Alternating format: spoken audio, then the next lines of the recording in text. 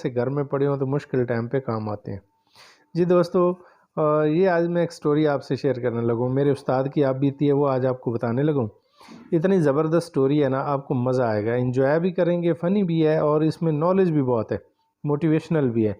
इसको आपने ना एंड तक ज़रूर देखना, और इस स्टोरी सुनाने का और शेयर करने का मेरा मकसद क्या है वो एंड पे मैं आपको ज़रूर बताऊँगा।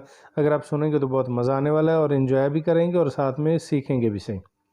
मेरे एक उस्ताद हैं ज़िया खान गौरी साहब। वो बताते हैं, मैं एक दिन हमाम पे शेव करवाने गया। वो जो राजा साहब थे वो मेरे जानने वाले थे। तो कहते आज वो पहले की निस्बत में मुझे ज़्यादा हैप्पी नज़र आए। तो मैंने उनसे सवाल कर लिया कि राजा साहब आज बड़े खुश नज़र आ रहे हो, खैर है?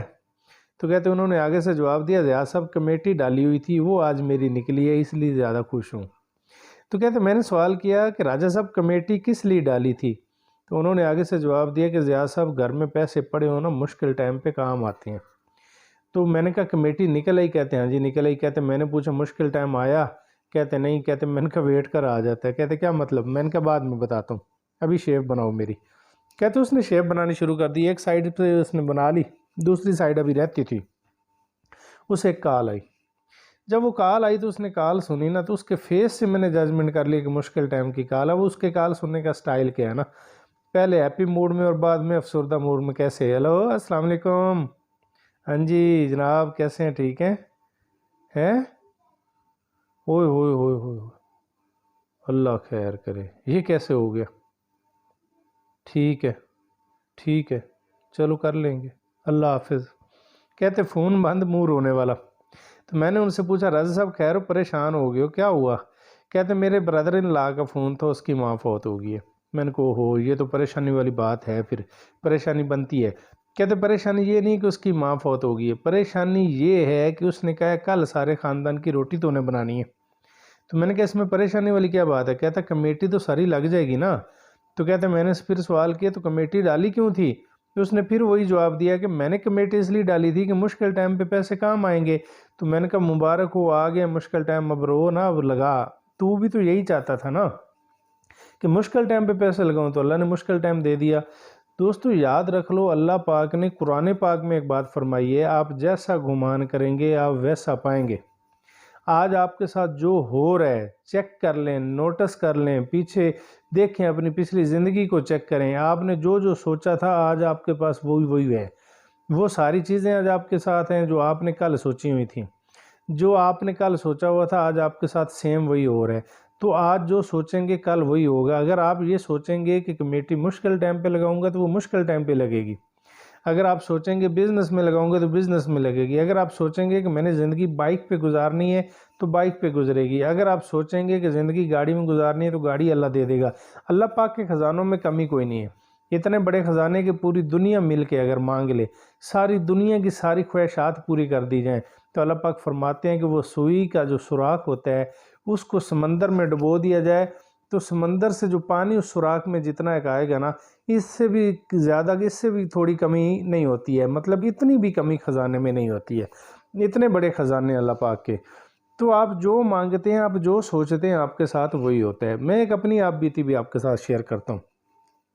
मैं एक हॉस्टल में रहता था, तो वहाँ एक भाई ना रहते थे पास, उनके हमने नाश्ता लगाया हुआ था। वो घर से नाश्ता बना के लेके आते थे, तो हॉस्टल में जितने लड़के थे ना वो हमें ला के देते थे। तो एक दिन ना वो नाश्ता लेट लेके आए, उनका नाम अफजाल।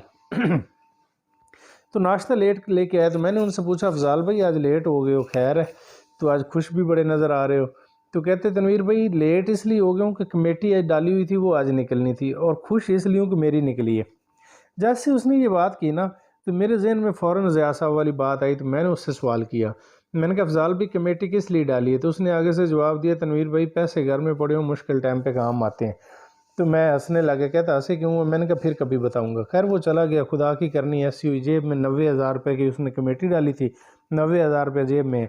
अब कुछ लोगों को ना ये जो पैसा होता है ना, इसकी तपश होती है, इसमें एक आग होती है। पैसा बेसिकली आग है, इसमें तपश होती है, ये सीधा डायरेक्टली दिमाग पे असर करता है। देखा होगा आप लोगों ने, कुछ लोगों के पास पैसा होता है तो उनका दिमाग काम करना छोड़ जाता है। अब अफजाल का दिमाग बड़ा ख़राब, पैसे जेब में है जी, आज ये हो गया वो हो गया। एक पठान ने नाश्ता किया, उसने उसको पैसे नहीं दिए, वो रेडी पे ना बेचता था ड्राई फ्रूट वगैरह। पठान ने कहा अभी कुछ बिका नहीं है, थोड़ी देर में सेल हो जाता है तो फिर मैं आपको पैसे दे देता हूँ। जैसे उसने बात की, अफजाल ने कहा नाश्ता पहले करने से बताना था, मुझे पैसे नहीं है, अब नाश्ता कर लिए, पैसे निकालो। उसने कहा थोड़ी देर में देता हूँ। उसने कहा नहीं जी, गाली निकाल दी। पठान को गुस्सा आ गया, लड़ पड़े जी। पठान के हाथ में एक बांस आ गया, वो जो छतरी सी बना के दुकानों के आगे लगाई होती, उसने वो बांस खींचा, अफजाल को मारा। उसने फेस की तरफ बांस आ रहा तो उसने हाथ आगे किया तो हाथ की हड्डी पे लगा और हाथ की हड्डी टूट गई, हाथ फ्रैक्चर हो गया, मतलब हड्डी। अब वो 3 महीने नाश्ता नहीं लगा सका। 3 महीने के बाद जब हाथ ठीक हुआ, दोबारा उसने नाश्ते का काम शुरू किया।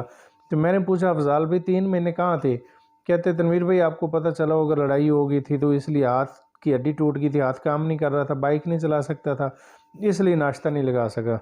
तो मैंने कहा आप तो गरीब इंसान हो, 3 महीने गुजारा कैसे हुआ? तो उसका आगे जवाब सुनने वाला था। कहते शुक्र है कमेटी निकली थी, 3 महीने वही खाई है। तो मैंने फिर पूछा अफजाल भी कमेटी किस लिए डाली थी? कहते मुश्किल टाइम पे। मैंने कहा देखो उस दिन मैं हंसा था, आपको याद होगा? कहते हाँ जी। मैंने कहा इसलिए हंसा था कि तू मुश्किल टाइम खुद अल्लाह पाक से मांग रहा है, मतलब मुश्किल टाइम की तैयारी कर रहा है, तू ऐसा गुमान रखता ही क्यों कि अल्लाह तुझे मुश्किल टाइम दे?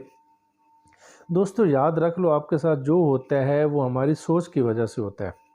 अब देखिए, मैं आपने ना कभी BMW या मर्सिडीज़ इन गाड़ियों के पीछे ये लिखा हुआ नहीं देखा होगा, जलने वाले तेरा मुंह काला, देखने वाले तेरा मुंह काला, या उनके आगे जूता वूता लटकता नहीं देखा होगा।